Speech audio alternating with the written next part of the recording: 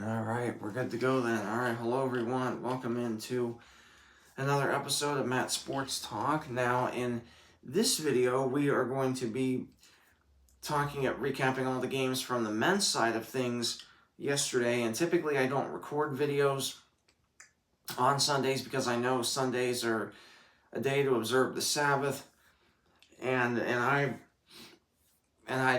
definitely wanted to record these videos today because I wanted to record these recap videos today because everything is just so competitive this year, and it just seems like we're seeing massive upset after massive upset each and every week.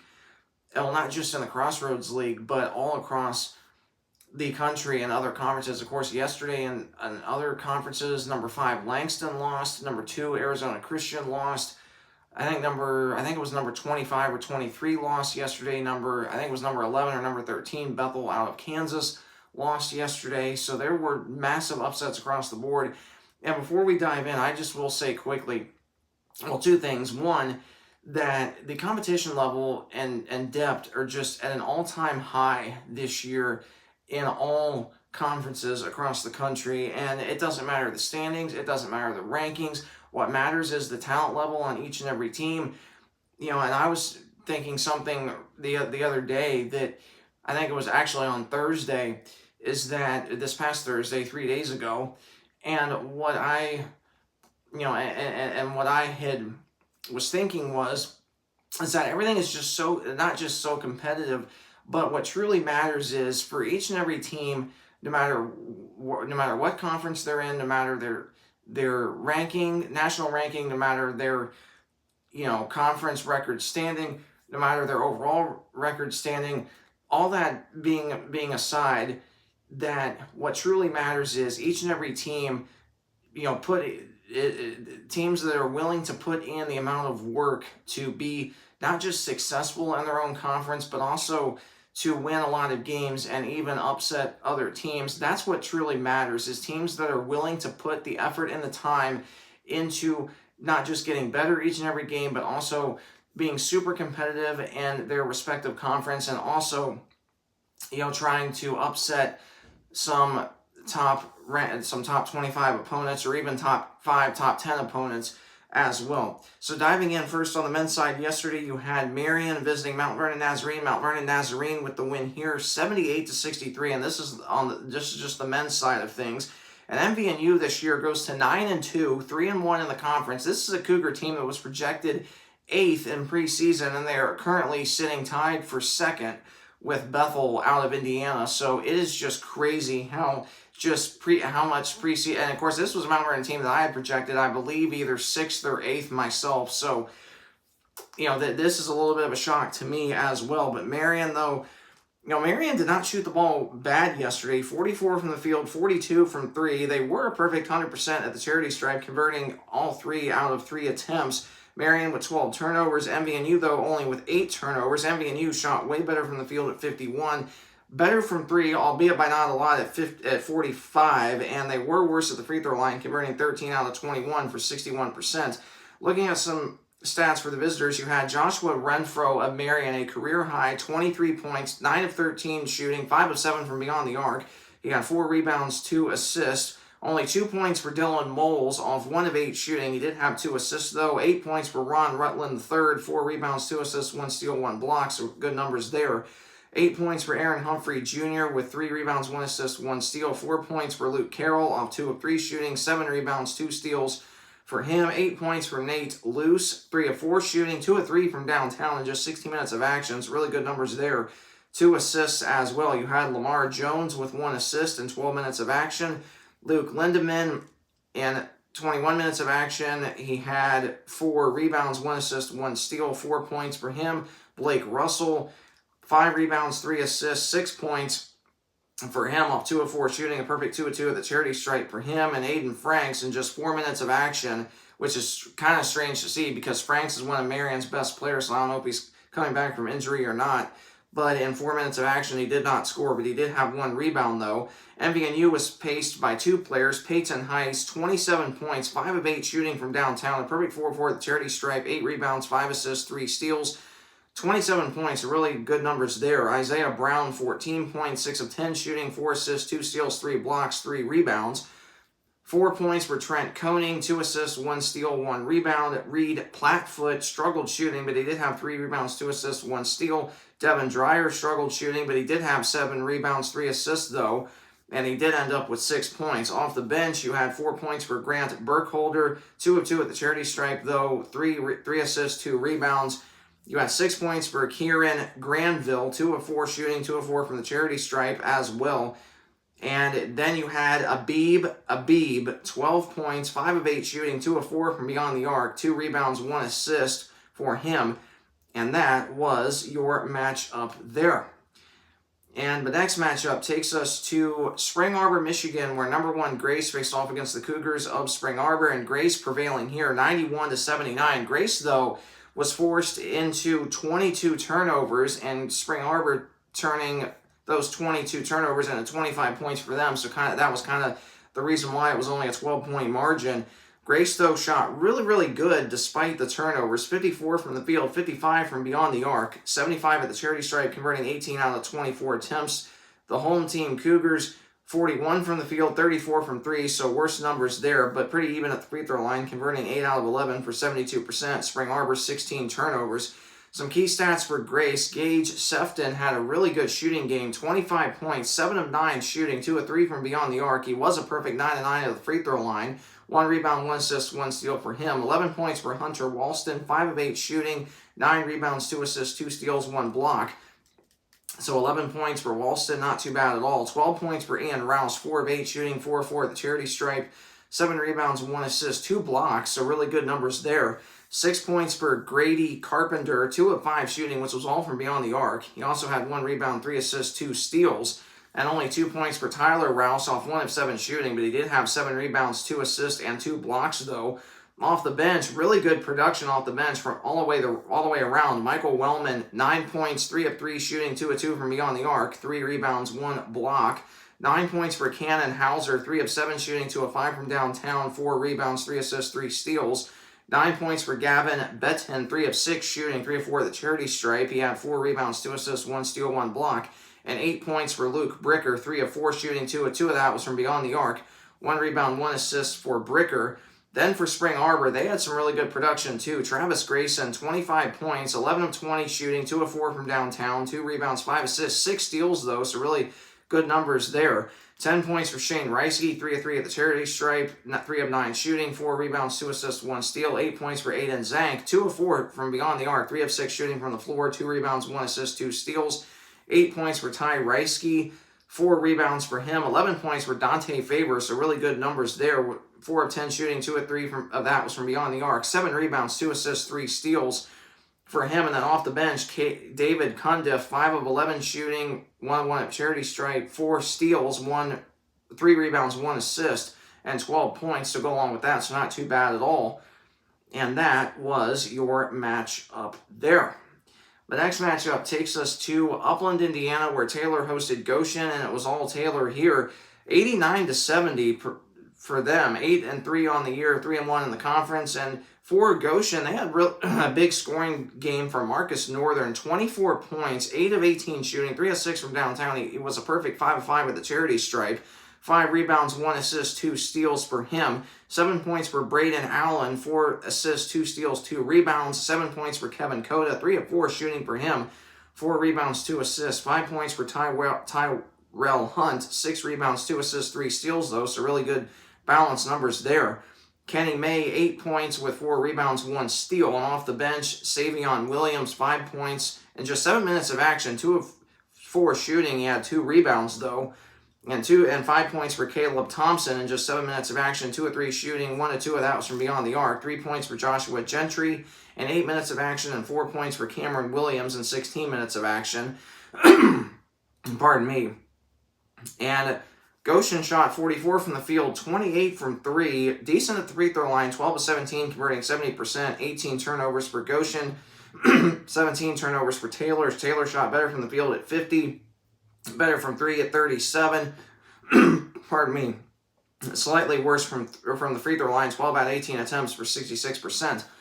And then looking at stats for For Taylor, 21 points from Pete Combs, 9 of 11 shooting, 4 rebounds, 2 assists, 19 points for Isaiah Day, 4 of 7 from downtown for him, 4 rebounds, 4 assists, 1 steal, 1 block, 12 points for Anthony McGee, 4 of 7 shooting, 2 of 4 of that was from beyond the arc, 1 rebound, 1 assist for him.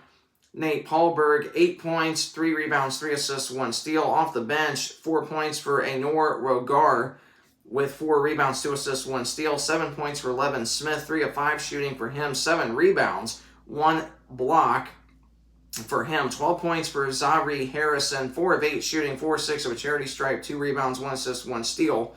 And 4 points for Nathan Baker, but he had 7 rebounds, 3 assists, 4 steals though. And that was your matchup there. The next matchup takes us to Fort Wayne, Indiana, where number 11 Bethel went off against St. Francis, and Bethel prevailing here 82-66. This game was close at a couple of times. Bethel able to prevail in the end, and all 5 of Bethel's scores, in terms of all 5 of Bethel's starters, all scored in double figures. You had 10 points for Bo Jacques, 7 rebounds, 1 assist, 3 steals. 10 points as well for Alonis Basilius, 5 of 13 shooting, 8 rebounds, 1 assist, 2 steals, 1 block. 11 points for Luke McBride, 4 of 12 shooting, 3 of 4 at the charity stripe, though. 6 assists, 5 rebounds, 2 steals. And Austin Kripe, 24 points, 9 of 16 shooting, 4 of 6 from downtown, 1 rebound, 1 assist, 2 steals, 1 block. 19 points for Colin Comer, 7 of 13 shooting, 2 of 6 from downtown, 3 of 4 at the charity stripe, 5 rebounds, 1 assist, 1 steal. And then off the bench, Mason Bales, 5 points, 2 rebounds, and 3 points for Andrew Hedrick with 2 rebounds and 1 steal. Bethel only with 8 turnovers, 41 shooting from the field, 33 from 3, 63 at the free throw line, converting 12 out of 19. St. Francis, 15 of 21 at the charity stripe, 71%, so slightly better there. Slightly better from the field at 43, way worse from 3 at just 25, and they had 10 more turnovers than the Pilots did. St. Francis with 18 turnovers. Good numbers, though, from R.J. Moore. 19 points leading the way for the home team. 6 of 13 shooting. 6 of 7 at the charity stripe. 4 rebounds, 1 assist, 1 steal, 2 blocks. 7 points for Eugene Young Jr. 2 of 6 shooting. 1 of 3 from beyond the arc. 7 rebounds, 1 assist, 1 steal, 1 block. 17 points for Carson Rogers and 15 rebounds, so a double-double for him. 6 of 12 shooting, 5 of 8 at the charity stripe with 1 assist, 3 steals, and 1 block. 8 points for Joe Reedy. 7 points I alluded to for Eugene Young Jr. Joe Reedy, 5 rebounds, though, to go along with his 8 points. 13 points for Jevin Lewis, 6 of 14 shooting with 2 steals. And then the only one off the bench that scored was Braden Messenger, 2 points and 2 rebounds. And that was your matchup there. The next matchup takes us to Huntington, Indiana, where receiving votes Huntington faced off against number 6 Indiana Wesleyan. And this was the one massive upset of the day. Huntington prevailing here 66-63, upsetting number 6 Indiana Wesleyan. Huntington receiving votes, and this is 3 ranked top 25 wins for Huntington under first-year head coach Jared Jouk. So really amazing to see that.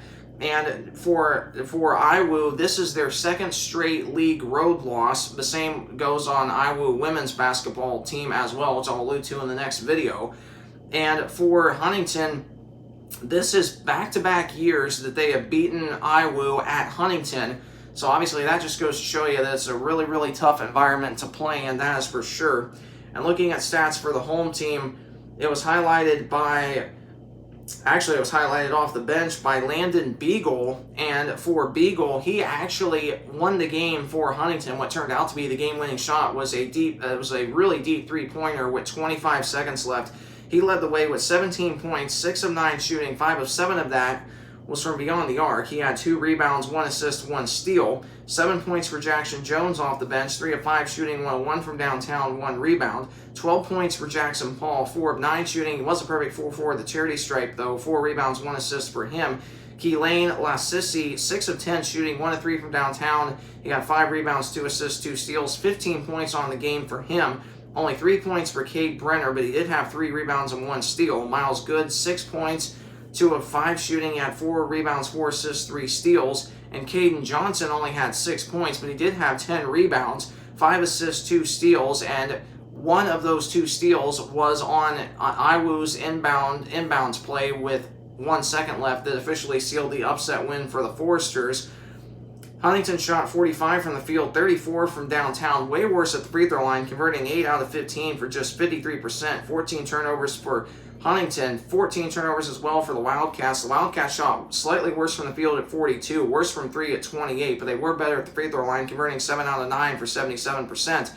And this is the first time this year that the Wildcats have been held under 70 points in terms of league play, which is 25 points below their season average, but they are without two of their best players, senior point guard Luke Brown and center Rocco Moratori. Both those players won't be back until January at the earliest, so obviously once they get those two players back fully healthy, IWU should be a lot better, and they are perfect at home this year, so they're trying to keep that streak going for the second straight year, trying to remain perfect at home, or nearly perfect at home. They only lost one home game all of last year, or two home games all of last year, one of which was to Grace in the regular season, and then Life out of Georgia in the second round of a national tournament, and then the year before that, the only home loss that IWU had was against Grace in the regular season. So IWU only has had 2 home losses over the last 2 seasons combined, so obviously they'll be looking to keep that streak going heading into early 2026 when they return home to play Spring Arbor on January 3rd.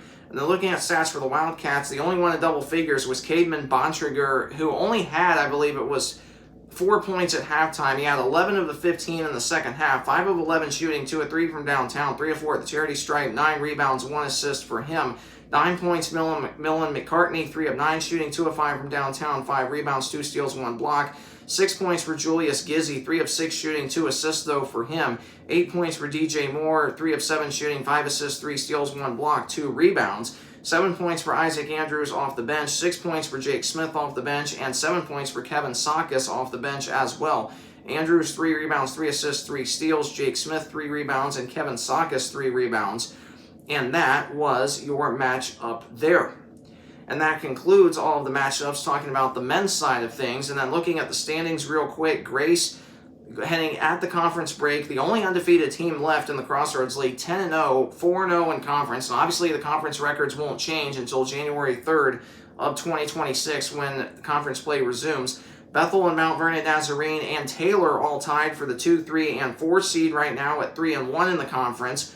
9-1 overall Bethel, 9-2 overall Mount Vernon, 8-3 overall for Taylor. Indiana Wesleyan, the 5 seed. Well, actually, Indiana Wesleyan would be the 6 seed right now at 2-2. 8-2 overall Huntington, the 5 seed, 8-3, 2-2 in the conference. Marion, the 7 seed right now, and they were projected 5th. I had Marion projected 9th. 2-2 in the conference, 2-9 overall. Marion has not won a game on the road this year.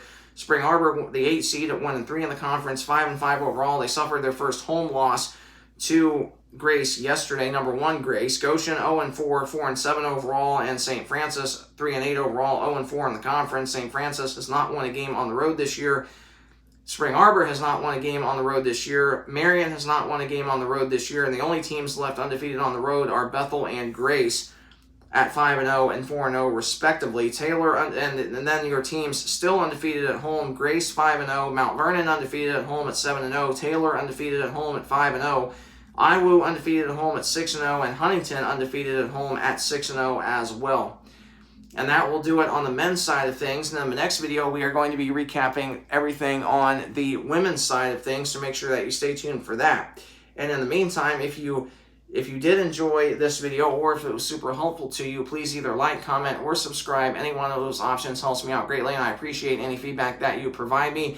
And for those of you that are subscribed to my channel, thanks so much for doing so. I really appreciate that. And please keep on subscribing. Please keep sharing my channel with your friends and your family, anybody that you know. My goal is to hit 500 subscribers by February 21st, 2026 at the end of the Crossroads League regular season. So let's hit that goal of 500 subscribers by that time. Thanks so much for tuning into this video, and I will see you momentarily for the next video.